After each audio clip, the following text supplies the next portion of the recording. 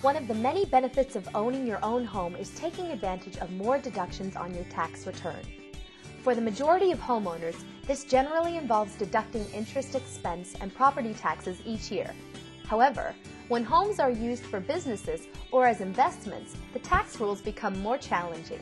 Let's begin with home sale tax rules. If you're single, you can exclude profits, also known as capital gains, up to $250,000 on the sale of your principal residence. A married couple can claim up to $500,000 tax-free home sale profits.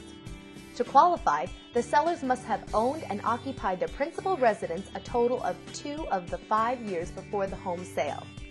Occupancy need not be continuous, and the home doesn't have to be the seller's principal residence at the time of sale.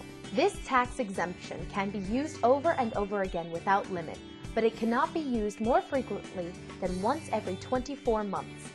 For a married couple to claim up to $500,000 tax-free sale profits, only one spouse's name has to be on the principal residence title, but both spouses must meet the occupancy test. A partial $250,000 exemption is available for home sales within less than 24 months of ownership and occupancy, if the reason for the sale is a change of employment location, health reasons, or unforeseen circumstances such as divorce or unemployment. A commonly overlooked deduction is the cost of moving. To qualify, you must have changed your job location. However, it doesn't matter if you've changed employers, stayed with the same employer, or become self-employed. Your new job site must be at least 50 miles further from your old home than your old job location. You must work full-time in the vicinity of your new job location for at least 39 weeks during the 52 weeks after a move. The test for self-employed persons is tougher. They must work at least 78 weeks full-time in their new job location during the 104 weeks after their residents move. These work time tests are waived for disability, job layoffs, and the taxpayer's death.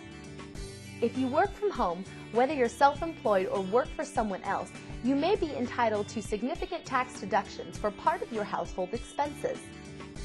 A portion of your utilities, insurance, repairs, painting, property tax, mortgage interest, depreciation, and business equipment costs are examples of deductions you can take. If you are an employee, such as an outside salesperson or a computer programmer working from your home, you have a special test to pass before you can deduct home business expenses. This test requires that your employer doesn't provide suitable workspace and expects you to work primarily from your residence. However, if you rent part of your residence to your employer at a fixed amount, you won't qualify. To qualify, you must have an exclusive home business area. It need not be a full room, but can be part of a room, such as where you have your business equipment and supplies. If you use the area in question for both business and personal purposes, such as a dining room where you both work and eat with your family, you can't claim the deduction. The deduction is determined by the square footage of your home business area.